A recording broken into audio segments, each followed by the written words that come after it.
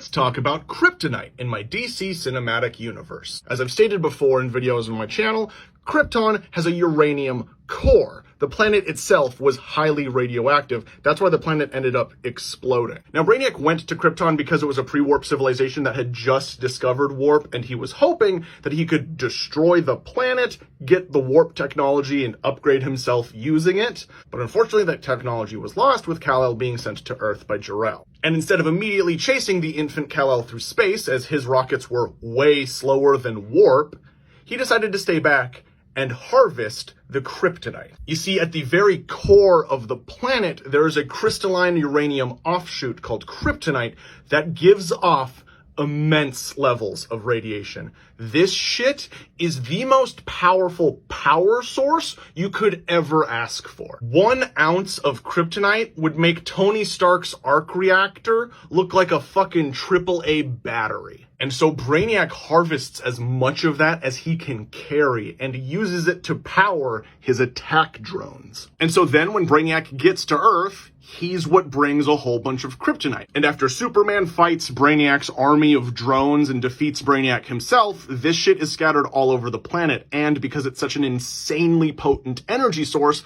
that's why it goes everywhere. That's why it's so valuable. And it has the plus side of it's poison to Superman? Fuck yeah! This shit becomes insanely expensive. And post the fight with Superman, some of these destroyed drones just get scattered all over the world, which is why Kryptonite kind of goes everywhere. And one drone is found and recovered by Professor Ivo. Ivo, who is a roboticist himself, studies the shit out of this thing. He marvels at its construction, and he gets inspired to build his own line of robots based on these drones. And he builds the Metallo-androids and cyborg Superman, who is Hank Henshaw, fused with a Metallo-android. And when he sees just how powerful Kryptonite can make things, he realizes he can achieve his dream.